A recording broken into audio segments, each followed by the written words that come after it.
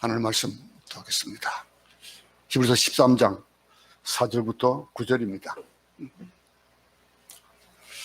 다 같이 한 목소리로 합독하겠습니다. 모든 사람은 결혼을 귀히 여기고 침소를 더럽히지 않게 하라. 음행하는 자들과 간음하는 자들을 하나님이 심판하시리라. 돈을 사랑하지 말고 있는 바를 족한 줄로 알라. 그가 친히 말씀하시기를 내가 결코 너희를 버리지 아니하고 너희를 떠나지 아니하리라 하셨느니라. 그러므로 우리가 담대히 말하되 주는 나를 돕는 이시니 내가 무서워하지 아니하겠노라. 사람이 내게 어찌하리요 하노라. 하나님의 말씀을 너에게 일러주고 너희를 인도하던 자들을 생각하며 그들의 행실의 결말을 주의하여 보고 그들의 믿음을 본받으라. 예수 그리스도는 어제나 오늘이나 영원토록 동일하시니라. 여러 가지 다른 교훈에 끌리지 말라. 마음은 은혜로서 굳게 함이 아름답고 음식으로서 할 것이 아니니 음식으로 말미암아 행한 자는 유익을 얻지 못하였느니라. 아멘. 세상에서 가장 무서운 적이 뭐라고 생각합니까? 살면서 여러분들이 여러분 마음대로 되어지지 않는 것들이 무엇입니까? 가장 우리가 밖으로 눈을 돌릴 것 없이 내 자신을 돌아보면서 우리가 이 세상에서 가장 무서운 적이 타인이나 마귀가 아니고 내 자신이다라고 하는 것들을 아마 깨닫게 될 겁니다. 가장 먼저 우리가 식탐에 대한 것들도 그렇고 우리가 추구하고 탐하는 것들을 보면 그렇습니다. 내 마음은 내가 다이어트를 하고 내가 건강하게 살고 그래야지. 그러면서도 입에서는 자꾸 단 것을 바라고 입에서는 먹고 싶은 것이 많고 그래요. 그런 것들을 절제하지 못하는 것. 그래서 다이어트하는 사람이 요요 현상이 나타나서 더 나쁜 그런 그 결과를 맺는 그런 것들도 많이 보잖아요. 우리는 다른 사람을 경계하는 것은 어찌 보면 더 쉬울 수 있어요. 다른 것들을 경계하고 다른 사람과 싸워서 이길 수 있습니다. 이길 수 있는데 그런데 마개세찬 공격도 이길 수 있는데 어떨 때는 나 자신을 못 이겨요. 나 자신을 어떻게 컨트롤할 수가 없어요. 참 마인드 컨트롤 한다는 사람들 참 그 사람들 대단한 것 같아요. 자기가 자기를 컨트롤하고 자기를 제어할 줄 아는 능력을 가지고 있다. 근데 자기 자신을 정복하기를 자기 자신을 극복하기를 참 어렵다라고 하는 것들을 아마 느낄 겁니다. 우리가 제일 쉽게 패배하는 부분이 나 자신과의 싸움이라는 거예요. 근데 그리스도인이 우리가 관계에 있어서 우리가 지난 시간에 우리가 다른 사람과의 특징 가운데서 우리는 골육 친척에 그들의 신앙생활에 대해서 주를 믿는 것. 근데 그들을 생각하는 마음이 내가 하나님의 생명책에서 벗어날지라도 나는 죽음을 맞이할지라도 그들을 위해서 그들에게 복음을 증거하는 일에 있어서 그것이 우선순위를 삼겠다라고 하던 사도 바울의 얘기를 생각해 보면서 우리가 이 관계에 대한 것들 독특성을 우리가 생각했는데 오늘은 또 독특성에 대한 그것 중에서 또 다른 영역을 우리에게 말씀해 주고 있어요. 내 자신과의 관계에서 해야 될 일들이에요. 이거는 내 자신이 가지고 있는 것, 그리스도인이 자신의 관계에서 무엇을 해야 되는지를 오늘 본문에서 두 가지를 요약을 하고 있습니다. 한 가지는 영적인 것, 도덕적인 순결을 지키는 것, 그리고 한 가지는 물질에 자유하는 것에 대한 오늘 두 가지를 오늘 본문에서 얘기를 하고 있어요. 이 두 가지, 내 자신을 지킨다. 그리스도인들이 자신과의 관계에서 중요하게 지켜야 될 이런 그 관계 쪽에서 그 영역 속에서 도덕적인 것, 순결하게 하는 것, 이거를 우리가 해나가야 된다라고 하는 것을 먼저 얘기하는데 오늘 4절의 말씀을 보세요. 모든 사람은 결혼을 귀히 여기고 침소를 더럽히지 않게 하라. 음행하는 자들과 간음한 자들을 하나님이 심판하시리라 그랬거든요. 이 결혼 문제와 연결시켜서 먼저 사도 바울이 얘기를 하고 있는 이 말씀을 보세요. 이 말씀 속에서 모든 사람 그랬습니다. 모든 사람, 믿는 자나 믿지 못하는 자들아 다 동일하게 하는 그런 행위 가운데서 결혼이라는 것이 있어요. 근데 그것에서도 지켜야 될 것이 있다는 거예요. 검은 무리가 팥뿌리가 되도록 이런 얘기들 주례사 많이들 합니다. 나이가 들거나 나이가 많아서 죽음에 이르기까지도 지켜야 될 것들, 이 결혼 문제와 연결시켜야 되는 것들 가운데에서 무엇이 있을 수 있을까요? 하나님이 천지 창조를 하시고 인간을 만들어 주실 때 결혼을 아주 굉장히 소중하게 여기셨어요. 이 결혼을 인간에게 최대의 복으로 주신 거예요. 아담에게 하와를 붙여주시고, 그러면서 참 복이 좋다 그러셨거든요. 근데 이 인간이 근데 정반대로 하나님의 귀하게 여기신 이 결혼에 대한 것들을 요즘 아주 대수롭지 않게 여기는 그런 풍토를 봅니다. 결혼 경시사상, 물론 그 여러 가지의 그런 사회적인 요건들도 여러 가지 있을 수 있어요. 결혼을 하지 않는 이유 가운데 한 가지는 내가 자녀를 낳아서 그 자녀를 올바르게 키우고 올바르게 양육하기가 참 쉽지 않은 세상이다, 녹록지 않은 세상이다, 그러면서 결혼을 안 하려고 하는 사람들도 많이 있어요. 그런가 하면은 이 결혼에 대해서 다른 생각들을 가진 경우가 많습니다. 결혼을 했다 하더라도 그 결혼을 아주 우습게 여기는 풍조가 자꾸 확장돼 가거든요. 이 결국 이혼이라는 전염병을 앓게 되는 경우도 있게 되고요. 그래야 됩니다. 근데 사실 따지고 보면요, 이혼을 한다라고 하는 거, 그러면 이 일에 있어서 필연적인 이유는 없어요. 한번 보면 물론 그 가운데 필연적인 이유도 있을 수 있습니다. 근데 한 10년 살다가 성격이 맞지 않아서 헤어진다? 대부분의 많은 사람들이 성격이 안 맞아서 두 사람이 다르기 때문에 못 살겠다라고 하는 거. 근데 똑같은 성격에 똑같은 그런 환경에 똑같은 조건을 가진 사람은 붙여놓고 보세요. 더 못 삽니다. 더 살기 힘들어져요. 서로가 서로를 이해해주고 돌봐줄 수 있는 것. 이 조금만 불편하면은 그냥 이혼한다고 그래요. 조금만 싸우다가 서로 맞지 않으면 이혼한다고 그러고. 하나님이 귀히 여기신 그 결혼을 대수롭지 여기지 않습니다. 아마 그럴 것 같았으면 하나님이 이렇게 짝지어 주시지 않았을 거예요.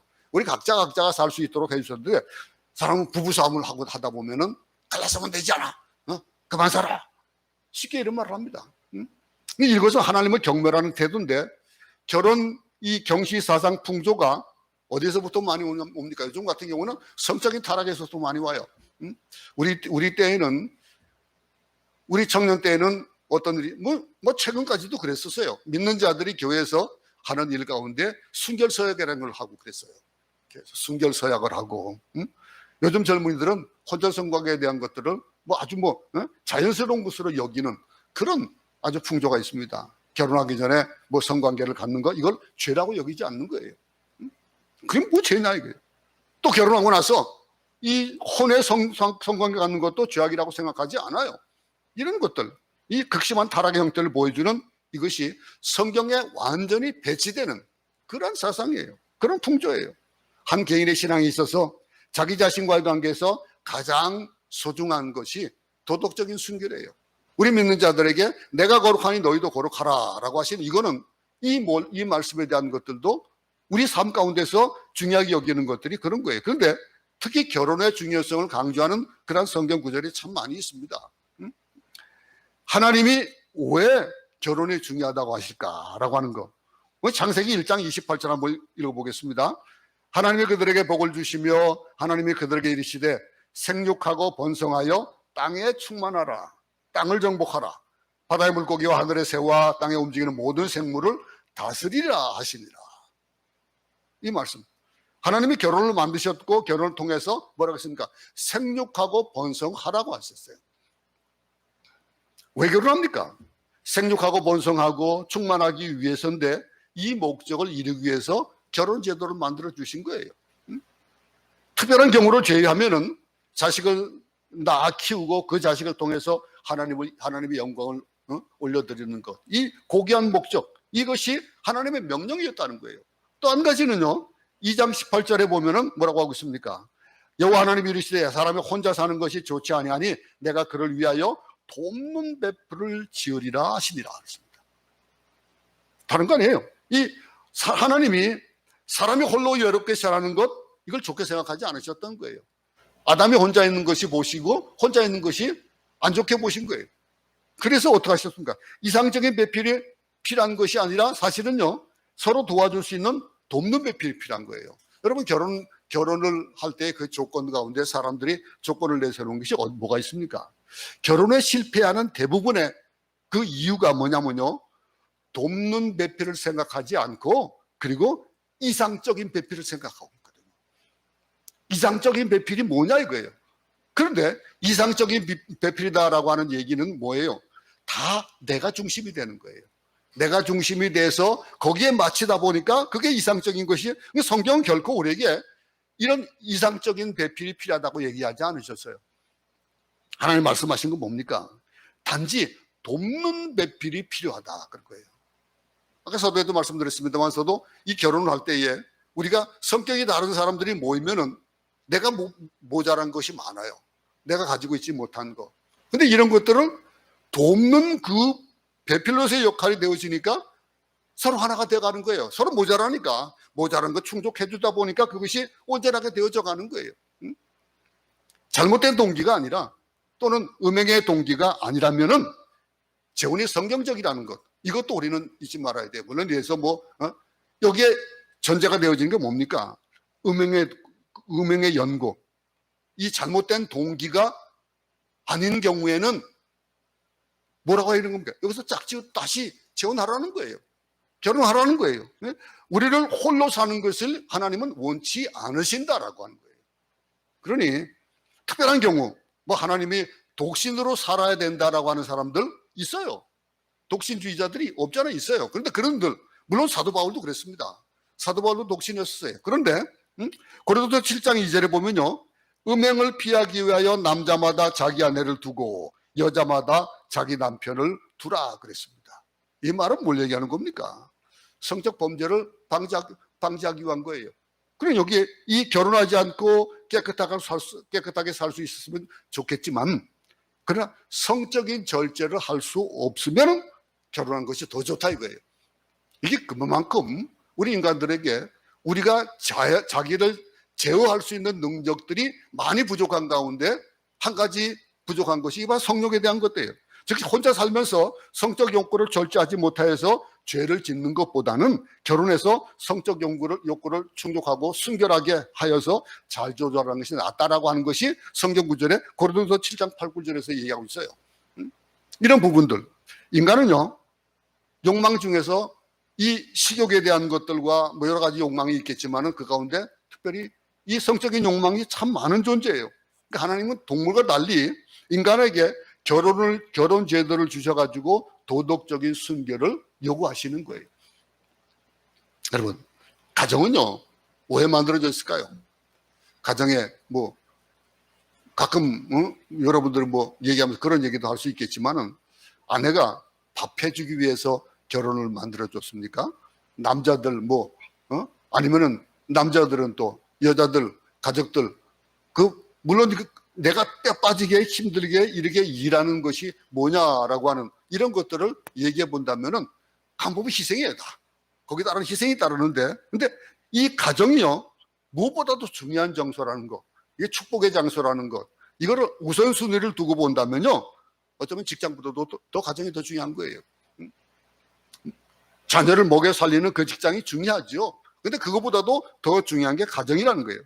어떤 사람은 열심히 직장 생활을 하다가 직장에 필요해가지고 그냥 직장 일로 사람도 제접하고 그러면서 접대하다가 막 10시, 11시, 12시 넘어가가지고 어떤 사람은 새벽에 들어오고 그런 얘기들, 참 생각하지 못하던 그런 것들, 아내가 어떻게 됐는지, 아이들이 아빠 얼굴 잊어버리겠다고 그러고 그런 얘기들 하는 이런 것들, 이 얼마나 바람직하지 않습니까? 직장은요 그만둘 수 있어요. 근데 가정은 그만두면 안 되는 거거든요. 가정은 하나님이 맺혀주신 거고, 아버지 역할은 그만둘 수 있습니다. 있습니까? 아니에요. 못 그만둬요. 사장 역할은 그만둘 수 있어도 아버지 역할은 그만둘 수가 없어요. 아내고 남편의 역할은 그만둘 수가 없는, 가정은 참으로 소중한 겁니다. 그럼 많은 사람들이 가정을 너무 경시하고 있습니다. 경시하고 아내를, 남편을 소중히 여기지 못하는 그런 경우들, 그래서 가정의 위기를 처리하는 것 참 우리 주위에 많이 봅니다. 여러분, 교회에서 신앙생활을 잘하는 것도 중요하지만은 가정에서 신앙생활을 잘하지 못하면은 그러면 한낱 쇼에 불과할 거예요. 그러다 보니까 목사도 마찬가지입니다. 목사도 가정에서 가정의 아내를 기쁘게 하고 여러 가지의 가정의 일들을 소모하는 것보다 더 우선하는 것이 뭐냐라고 할 때, 사실은 목사는요 이 목회를 하는 것이 하나님의 일이 더 중요해요. 중요하지만은 저에게도 그런 일들이 정해져 있는 거거든요. 가정에서 신앙 천국을 이루라 하는 것이 하나님 명령인데 그걸 이루지 못하면서 이렇게 앞에서만 이게 설교하잖아요. 참 어떻게 보면은 좀 낯짝뜨거운 일이에요. 근데 이 가정에서 부모를 공경하고 자식을 노엽게 하지 않는 것, 이것이 하나님이 주신 그 가정의 모습이잖아요. 부모나 자식보다도 더 중요한 관계가 어쩌면은 부부관계예요. 부부가 바로 되지 못하면은 자녀들과의 관계, 또 부모님들과의 관계가 제대로 이루어지지 못하는 거예요. 이 성경에서는요, 가정을 잘 지키는 방법을 몇 가지를 얘기해 주고 있습니다. 그리스도가 뭐인 것처럼 하라고 했습니까? 머리인 것처럼 하라고 그랬습니다. 나중에 한번 성경 한번 찾아보시기 바랍니다. 고린도서 7장과 에베소 5장에 보면은 그 자세한 내용들이 있습니다. 근데 결혼의 소중함, 가정의 소중함이 지켜져야 되는 것들을 성경에서도 여러 곳에서도 말하고 있어요. 아내가 남편을 깔보는 가정들 없잖아요. 있어요. 요즘은 부부가 같이 돈벌이 하다 보니까 남편이 아내보다도 더 돈을 많이 벌어오는 경우들도 있더라고요. 그러면은 가만 보면은 그런 것들이 남편을 경시하는 그런 것들이 생기더라고요. 성경은요, 어떤 경우든지 가정은 남자가 다스려야 돼요. 저는 꼰대라는 얘기를 들을지 모르겠습니다. 어쩌면은. 근데 성경은 그래. 성경에서 얘기하는 게 그거예요. 이 전통이 잘 지켜져야 가정이 바로 산다. 여기에 중심이 누구예요? 남편이 중심이 아닙니다. 예수 그리스도가 머리가 되어지는, 그걸 얘기하는 거예요. 그러면요, 이 가정이 하나님 원하시는 형태로 지속되기 위해 가지고 어떻게 될까요? 여자가 남자에게 귀속돼야 된다, 그렇게 일하고 있거든요. 성경에서 보면요, 이 순종해야 된다라고 하는, 이 귀속된다라는 의미를 순종해야 된다, 이거는 복종이 아닙니다. 복종에 대한 얘기는 아니고 순종은 맹종이 아닙니다. 근데 성경에서는 순종하라 그랬거든요. 남자는 여자의 순종을 통해 가지고 다시 여자에게 순종하는 그런 관계가 이루어져야 된다라고 얘기하는 거예요. 우리가 가정 또 한 가지 또 볼까요? 베드로전서 3장 7절을 한번 같이 읽겠습니다. 시작. 남편들아, 이와 같이 지식을 따라 너희 아내와 동거하고 그를 더 연약한 그릇이요 또 생명의 은혜를 함께 이어갈 줄 알아 귀히 여기라. 이는 너희 기도가 막히지 아니하게 하려 함이라. 그렇습니다. 가정에 보면 아내를 때리는 남자가 있어요. 물론 남자들이 힘이 좀 세겠죠. 근데 요즘은 여자한테 맞는 남자도 없잖아 있다고 그러더라고요. 그런데 그게 힘이 모자라서 맞지는 않잖아요. 그런데 이런 일들, 이 불쌍한 남자들, 하나님의 저주를 받을 만한 남자들이 참 많아요.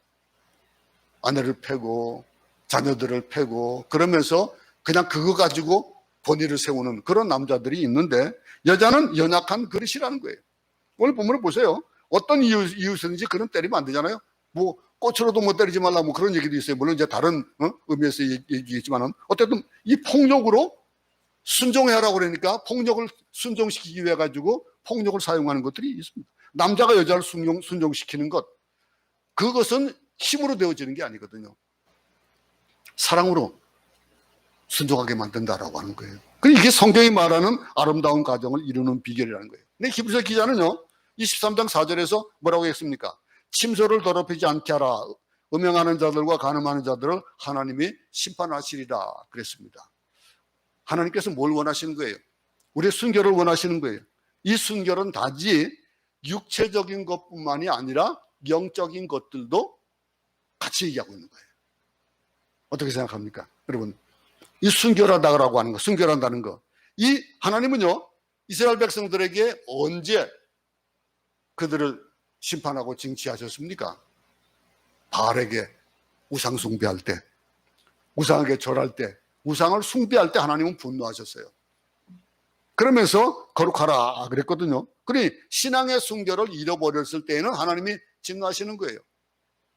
하나님 영적 순결을 원하시지만은요, 사람들은 그걸 쉽게 포기합니다. 내 아내를 위해서, 내 어떤 평안한 걸 위해 가지고 하나님을 저 멀리 세워놓고 내가 기쁜 대로, 내가 좋은 대로, 사람이 살아가는데 좋은 대로만 해나간다는 거예요. 근데 한 사람의 능력이 있다라고 하는 건 어디에서 나타나는 줄 압니까? 순결할 때 그 능력이 나타나는 거예요. 순결할 때, 정할 때, 정한 것으로. 교회가 한번 순결을 잃어버리니까 어떤 일을 당합니까? 우리 교회가 요즘은 얼마나 손가락질을 받고 지탄을 받습니까? 그건 뭘까요? 교회가 가지고 있는 이 영적 순결을 잊어버렸기 때문에 그래요. 교회가 영적 순결을 회복하면은, 그러면은 능력을 회복하는 거예요. 세상을 변화시키는 그 능력. 이 시대가 성적 타락과 함께 영적인 타락 또한 그게 달하고 있잖아요. 그래서 얼마나 많은 그런 우리의 영을 힘들게 하는 그런 것들이 얼마나 많이 있습니까? 대부분의 사람들은요, 성욕을 이 잠자고 먹는 것처럼 당연하게 여기고, 성경에 나온 모든 죄의 목록에서 음행은 항상 언제나 들어있었습니다. 육신적인 음행이나 영적인 음행이나 음행에 대한 것, 이런 것들. 그것은 성경적이 아닌 것들이 있잖아요. 근데 성경에 나오는 모든 죄의 목록에서 이 음행들은 항상 앞쪽에 나와요. 뒤에 나오는 것이 아니고 앞쪽에 나온다는 거예요. 그러니 단지 육체의 타락만을 얘기하는 것이 아니에요. 이 마음의 타락과 연결 지어지는 거예요. 생각해 보세요. 성적으로 타락하는 사람들은요, 결국은 정신적인 타락도 오게 되는 거예요. 내가 무엇을 좋아하느냐라고 하는 것을 볼 때에, 추구해 볼 때에 내 육신에 좋은 것, 내가 가지고 있는 이 생각에 좋은 것들을 따라가다 보면은 우리는 거기에 빠져드는 거 보게 됩니다. 거기에 우리의 모든 것들을 다 투자하는 것을 보게 되는 거예요. 결혼하기 남편이나 아내가 있음에도 불구하고 성적 만족을 위해 가지고 세상을 도는 사람들, 향락물에 빠져들어가는 그런 곳에 자주 가는 사람들, 예수 믿는 사람들 가운데도 이런 데 가는 사람들이 참 많아요. 아내가 있음에도 불구하고 딴 살림을 차리고, 이 필리핀 같은 경우에 얼마나 많은 남자들이 이 유혹에서 벗어나지 못해가지고, 우리 주위에도 그런 사람들 얼마나 많이 봅니까? 참 불쌍하다. 아이고, 저 어떻게 저렇게 살아야 되나라고 할 만한 사람들 아마 손꼽고 많이 있을 거예요. 이민사회에서, 특별히 필리핀에서 이런 일들을 많이 보게 됩니다. 근데 성적 만족을 주는 책이나 영상이나 이런 걸 즐겨보는 사람들, 이런 사람들의 영혼은요, 피폐해지게 돼 있어요. 그 영혼은 파괴되어지는 겁니다. 이 영혼은 마귀의 그런 영혼을 닮아가는 것이고, 그러다 보니까 그 안에서 우리가 무엇이 아름다우냐라고 하는 것, 순결은 무엇을 해도 깨끗한 거예요. 우리가 살아가면서 이 성에 대해서 추악하고 파괴적이고 파멸을 가져오는 그 모든 것들, 오늘 본문에서 뭐라고 얘기했습니까? 침소를 더럽히지 말라, 이렇게 강력하게 권하고 있습니다. 이 권면하는 것, 이 음행이나 간음을 하고 부부의 침소에 뻔뻔하게 들어오는 것, 침소를 더럽히게 하는 것, 이런 것들을 오늘 본문에서 말하고 있잖아요. 놀라운 사실은요, 간음을 하거나 성적으로 타락한 사람의 외모 한번 보세요. 그 사람들은 점점 더 추해지는 걸 보게 될 겁니다. 이 영혼도 마찬가지예요. 이 영혼도, 가늠한 사람은 영혼도 몸도 마음도 결국은 병들게 되고 결국은 사회적으로 수치를 당하게 되어버린다는 거예요. 음행의 결과 무섭습니다. 그리스도인들 가운데서 아무렇지도 않게 음란한 유머를 하는 사람들도 있어요. 그런 사람들 어떡합니까? 그건 유머를 넘어갔다는 거예요. 거기에 대해서 우리가 할 수 있는 것들을 넘어갔다는 거거든요. 교회가 이것을 지켜야 세상이 타락하지 않죠. 교회가 이것을 지키지 못하는데 세상으로 가면 어떻게 이걸 지키라라고 얘기를 하겠습니까? 우리가 이렇게 두 가지 유혹 가운데서 우리가 지켜야 될 이 순결에 대한 얘기를 봤는데, 오늘 성경에서 또 한 가지를 얘기해 주고 있어요. 그리스도인들이 자기 자신과 관계에서 주의하고 살펴야 될 영역이 또 한 가지가 어떤 영역을 얘기하고 있습니까? 물질의 영역을 오늘 또 얘기해 주고 있습니다. 그 영역을 봅시다. 히브리서 기자가 어떻게 권면하는지 13장 5절 한번 보겠습니다. 돈을 사랑하지 말고 있는 바를 족한 줄로 알라. 그가 친히 말씀하시기를 내가 결코 너희를 버리지 아니하고 너희를 떠나지 아니하리라 하셨느니라. 사람을 괴롭히는 가장 무서운 적이 아까 얘기했던 성적인 욕망일 수 있어요. 성적 욕망에서 벗어날 수 있다는 건 큰 축복이겠죠. 근데 성적인 욕망만큼 우리를 유혹하는 것이 바로 우리 현실에서 닥치는 것들이 이 돈이에요. 물질에 대한 것들. 이 물질에 대한 것. 이 성이 우리 육체를 파괴하는 것이라면요, 돈은 우리의 이성과 또 우리의 정신을 혼미케 하는 것입니다. 이건 누구에게나 동일하게 적용되는 것들이에요. 우리가 보통 이런 얘기를 합니다. 아, 저 사람 믿을 만한 사람이야 라고 얘기할 때, 그 믿을 만한 사람이다라고 얘기할 때 무엇이 중심이 되는지 한번 보시기 바랍니다. 그가 돈에 대해서 깨끗하다 하는 사람을 먼저 말할 겁니다. 그 사람에게 어떤 사람 그 사람에게 수억의 재산을 맡긴다? 응? 또는 수백억의 사업체를 맡겼다. 그럴 때에 저 사람 믿을 수 있다라고 할 때는 뭐예요? 그 돈이 얼마나 깨끗하다는 거예요. 응? 그 깨끗한 거, 응? 돈 문제에 대해서 깨끗하면은 그 사람은 깨끗한 사람이다 이렇게 얘기잖아요. 그만큼 이 물질에 대한 것들 우리 삶에 우리 인생에 대해서 굉장히 중요한 역할들을 하고 있다는 거예요. 응? 대부분의 사람들이 돈 앞에서는 인격도 체면도 지조도 순결도 함부로 막 대하는 거예요. 응? 현대사회를 물질 만능주의라고 합니다. 바로 이런 문제 때문에 아마 그렇게 얘기하는 거예요. 이 돈의 위력이 얼마나 더 세집니까? 요즘은 얼마나 이것을 유혹하는 거, 정신을 바짝 차리지 않으면요, 우리도 그 위력 가운데서 쓰러질 수밖에 없는 그런 일들을 많이 볼 겁니다. 특별히 사업하는 분들은 더 그래요. 응? 이 일들, 돈을 사랑하는 것, 이건 탐욕이라는 형태로 나타나게 되거든요. 주머니에 10만 원이 있다. 그럼 100만 원 갖고 싶고, 99만 원이 있다. 그럼 그걸 좋게 여기지 않고 만 원 더 채워가지고 100만 원 갖고 싶고, 점점 더 커지는 거예요. 이 돈 자체는 나쁘다고 얘기하지 않거든요. 근데 부자가 되고 재벌이 되는 거, 이게 나쁜 거 아니에요. 어디 보면은 어떤 크리스찬 있습니다. 그분이 요즘 유튜브에 나오고 방송에도 나와가지고 하는 사람들이 하나 있는. 가만 보니까 그냥 그분이 그렇게 예수 잘 믿는 사람인지 몰랐어요. 응? 예수 믿는 사람으로서 그 돈을 가지고 어떻게 사용하느냐라고 하는 것. 그래서 하나님의 영광을 나타낼 수 있는 그런 것들. 우리 보잖아요. 근데 돈에 집착하고 그러다 보니까 하나님을 사랑하는 것, 그것보다도 돈을 더 사랑하는 것. 이렇게 되어지면 어떻게 될까요? 이 돈에 집착하고 지나치게 돈을 사랑하면은 뭐가 올까요? 우리 가운데 평안이 없어져요. 돈이 많으면요. 야, 이거 누가 훔쳐가지 않을까? 요즘 도둑이 많다고 그러죠? 그러면 많은 사람, 우리는 아무 가져갈 것 없는데 뭐 어때? 그러면서도, 혹시 잊어버리면 안 되지. 그리고 뭘 꽁꽁 숨기는 그런 것들이 있다고요. 응? 우리 가운데서 이 돈을 살아가면 어떤 일이 생길까요? 돈이 요구하는 것들을 보면요, 많은 부분에 있어서 우리 육신의 필요성들을 건드리거든요. 그러다 보니까 이 돈, 결코 만족을 주지 못하는 그 돈, 그것이 더 많아지기 위해서 할 수 있는 방법들은, 선한 방법으로 더 많아지는 것들은 거의 없어요. 더 돈을 많게 하는 것, 그러기 위해서는 악을 저지르게 되어 있다는 거예요. 참, 우리가 그냥 아무 생각 없이 그냥 지나가는데, 이 디모데전서 이 말씀 한번 더 보겠습니다. 6장 10절 한번 보겠습니다. 돈을 사랑함이 일만하게 뿌리가 되나니 이것을 탐내는 자들은 미혹을 받아 믿음에서 떠나 많은 근심으로서 자기를 찔렀도다 그랬습니다. 일만하게 뿌리다. 돈을 많이 벌기 위해서 무수한 악을 저질러야 더 많아지는 것. 돈을 축적하기 위한 방법 가운데 한번 생각해 보세요. 돈을 안 쓴다. 그러면은 무엇을 절제해야 되는 거예요? 내 욕망을 절제해야 돼요. 내가 필요한 것들을 절제해야 되고 쓰지 않아야 되고 그러거든요. 근데 그것이 힘들다 이거예요. 잘 안 되거든요. 그러다 보니까 그곳에 눈을 돌리기보다는, 그러기보다는 대부분의 사람들이 힘 안 들이고 돈 버는 걸 찾는 거예요. 더 많아진 것을 찾고 있어요.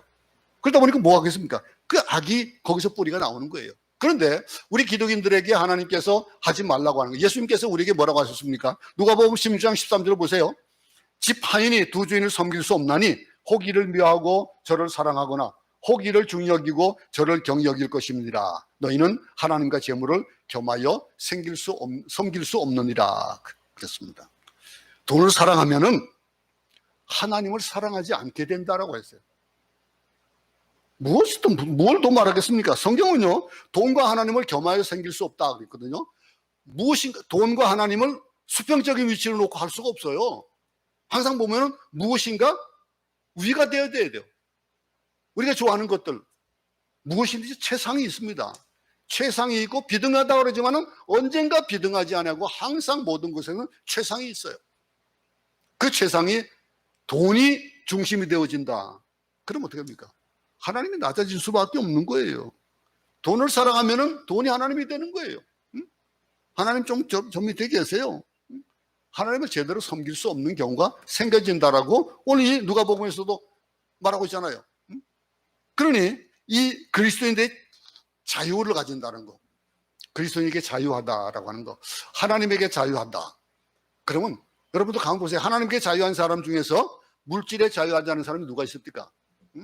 물질에 자유한 거. 바울은요, 빌립보 교인들에게 뭐라고 권면했는지 아세요? 그 권면한 거 빌립보서 4장 11절부터 보겠습니다. 4장 11절부터 12절을 보겠습니다.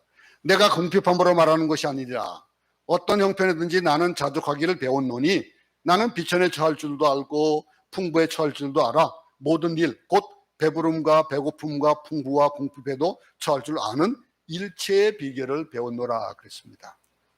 무슨 말입니까? 이게 불가능이 없다는 말입니까? 아니에요. 불가능한 것이 없다는 것이 아니에요. 모든 고난과 가난에도 자신을 만족하며 살 수 있다라고 하는 거예요. 내가 그것을 하기 위해 가지고 만족할 수 있는 방법이 뭐예요? 성경은요, 있는 바를 족한 줄로 알라고 그랬어요. 이 가진 것에 대한 거 족한 줄 알아야, 그래야 그것에 감사가 나오거든요. 그러면서 하나님 앞에 드리는 거예요. 저 같은 경우는 하나님께 감사한 것이 좀 더 많으니까 그럴 수 있지만은, 여러분들 12일 조 하는 사람과 12일 조, 12일 3점 보세요. 저는 거의 아마 60% 아마 헌금을 할 거예요. 예? 물론 이런 것들에 대해서 자기가 족한 줄 안다라고 하는 거, 돈을 사랑하지 않는 우위를 어떻게 한댔습니까? 하나님이 떠나지 않으신다 그랬어요. 이 말을 믿어보세요. 그 약속을 믿는다면 어떻겠습니까? 선교단체들, 요즘 선교단체에 대한 얘기가 많이 있습니다만서도, 대부분의 선교단체는 어떤 펀드가 있어가지고, 그것을 가지고,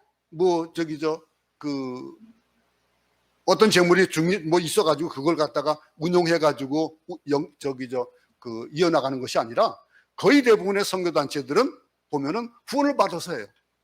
선교인데, 하나님의 일인데, 어떤 돈 많은 사람이 딱 그냥 좀 내놓고 이거를 갖두고 운영을 해서 하는 이런 것들은 많지가 않습니다. 이게 선교단체가 있는데, 그 선교단체에서 돈이 없으면은요, 어떻게 할까요? 그 단체들이 돈이 없으면 뭘 바라볼까요? 사람을 봐요. 근데 선교단체들은 대부분이 사람을 보지 않고 하나님을 보는 거예요. 하나님이 하시는 일. 예전에 선교단체에서 훈련받은 적이 있습니다. 근데 선교단체에서 훈련을 받는데, 훈련하는 중에 가끔 광고가 나와요. 광고가 나오는데 오늘 하루 종일 금식입니다. 우리 간사들이 금식을 합니다라고 광고가 나와요. 그러면은 물론 그것이 강제성은 아니에요. 우리 훈련 받는 자들, 훈련생들은 그것에 같이 동참할 수도 있고 안 할 수도 있지만은 아는 거예요. 왜 그런지를 아는 거예요. 그래서 밤 2시까지 막 철회를 합니다. 어떤 프로젝트에 대한 책정된 헌금이 모아지면은 금식이 끝나는 거예요. 이런 일들. 근데 그 일들이 어떤 육신을 위한 것만 하는 거 아니잖아요. 선교단체들은 뭐를 위해서입니까? 하나님의 일을 위해서 하는 거예요. 그런 일들. 그런데 거기에 대해 가지고 거기에서 이 헌금에 대한 것들을 배우게 되는 거예요. 선교지 와서도 마찬가지입니다. 선교지 처음 와가지고 저희는 딱 200불 가지고 생활을 했어요. 300불 가지고 생활을 했습니다. 물론 당시에 100불이 얼마인 줄 알았어요? 8만 원 했어요. 그 당시에. 8만 원, 7만 몇천 원 그럴 때거든요. 300불의 후원금을 가지고 선교사를 했습니다. 이런 일을 하면서 살다가 지금까지 지내놓고 보세요. 하나님 얼마나 복을 주셨는지. 내가 그렇다고 30년 동안 교회를 개척 못했습니까? 교회를 건축을 못했습니까? 교회 건축을 시멘트 건물을 7개를 지었잖아요. 이런 것들이 내가 능력을 가지고 있던 게 아니거든요. 하나님께서 하신 대로 주신 거예요. 어느 선교단체의 대표를 맡고 계셨던 그 아주 유명한 목사님이 간증을 한 그런 간증이 있는데, 작년 연말에 우리에게 20만 불이 필요했습니다. 근데 연말에 그래서 기도하고 우리 원칙은 사람에게 돈을 요구하는 것이 아니고 하나님에게 요구하는 것이기 때문에 사람에게는 하지 못하도록 되어 있습니다. 그래서 우리가 기도했는데 900명의 전 스태프들과 우리 모두가 다 선교사들과 함께 기도했습니다. 그랬는데 12월 31일이 되니까 어떤 분으로부터 20만 달러가 헌금으로 들어왔습니다.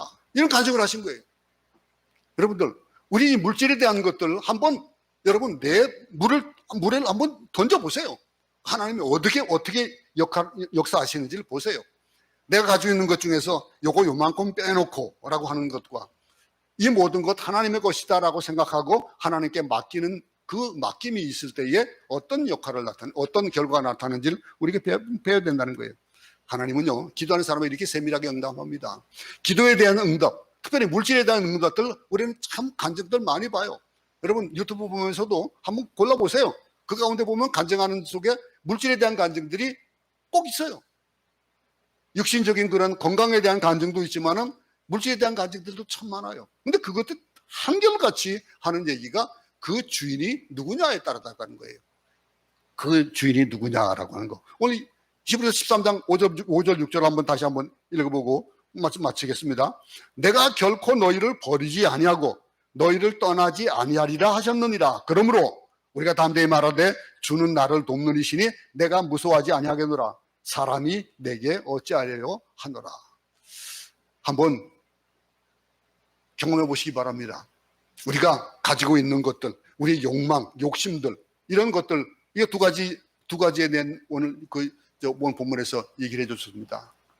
우리가 육적인 것, 육적인 일에 있어서 성결해야 되는 것, 도덕적으로 성결해야 되는 것, 그걸 얘기를 했습니다. 그리고 한 가지 뭡니까? 오늘 물질입니다. 이 물질의 출처가 누구냐에 따라서 이 물질의 주인이 누구냐에 따라서 그 결과는 다르게 나타난다는 거예요. 오늘 이걸 얘기하고 있습니다. 이 믿음을 가지고 우리가 세상을 나가서 순결하고 또 이 세상을 나가서 우리가 물질의 자유함을 얻는, 여러분 제가 하는 말 맨날 하는 말이 뭡니까? 나는 있는 게 돈밖에 없는 사람이야. 왜? 모든 물질의 주인이 하나님이시니까 하나님이 내 아버지인데 내가 무슨 걱정이 있냐, 그렇게 얘기를 합니다. 물론 우스갯소리로 그런 얘기를 하면서도 어떨 때는 제게도 물질이 필요해요. 그래서 여러분 모르겠습니다. 이제 앞으로 내 남은 여정들을 하나님께서 어떻게 인도하실지 모르지만 제가 믿는 것은 지금까지 지켜주신 그 하나님이 앞으로도 지켜주실 것이라고 믿는 거. 우리 삶 오늘 하루도 또 이제 남은 날들도 우리가 살아가면서 이렇게 우리가 두 가지를 꼭 지킬 수 있기 바랍니다. 우리가 영적인 순결과 육적인 순결을, 그리고 물질에 대해서 자유하는 하나님이 주인이 되시는 그런 삶이 오늘 우리 모두 가운데 있어지기를 간절히 바랍니다. 하나님 아버지, 우리로 하여금 이 세상을 살아가면서 필요한 것들, 그 필요한 것들에 대해서 하나님이 우리에게 안 주시고자 하셔서 못 받는 것이 아니고, 가만 보면 우리는 내가 그것을 알지 못하고 취하지 못하는 경우가 얼마나 많은지 모릅니다. 하나님 우리에게 주신 것, 우리에게 내가 순결하니 너희도 순결하라 라고 했습니다. 내가 거룩하니 너희도 거룩하라 라고 하시면서 우리에게 거룩하기를 원하셨는데, 우리가 할 수 없는 것이라면 그것을 요구하시겠습니까? 그런가 하면 또 물질에도 마찬가지입니다. 이 모든 것들의 주인 되신 하나님을 바라보지 않고 내가 중심이 되고 내가 주인이 되어져서 세상의 욕심을 따라서 쫓아간다면 어떤 결말을 냈는지를 우리는 잘 보고 있으며, 거기에 대해서 오늘도 말씀 가운데서 우리에게 깨닫게 하시니 하나님 고맙습니다. 올바른 정체성을 가지고 남은 날들도 살아갈 수 있도록 그리스도인으로서 무엇을 지켜야 되고 무엇을 우리가 정하고 살아가야 되는지를 올바로 아는 목적 있는 삶을 살도록 도우시옵소서. 예수님 이름으로 기도드렸습니다. 아멘. 하늘에 계신 우리 아버지여, 이름이 거룩히 여김을 받으시오며 나라에 임하옵시며 뜻이 하늘에서 이룬 것 같이 땅에서도 이루어지이다. 오늘 우리에게 일용할 양식을 주옵시고 우리가 우리에게 죄진 자를 사해 준 것 같이 우리 죄를 사해 주옵시고 우리를 시험에 들게 하지 마옵시고 다만 악에서 구하옵소서. 나라와 권세와 영광이 아버지께 영원히 있사옵나이다.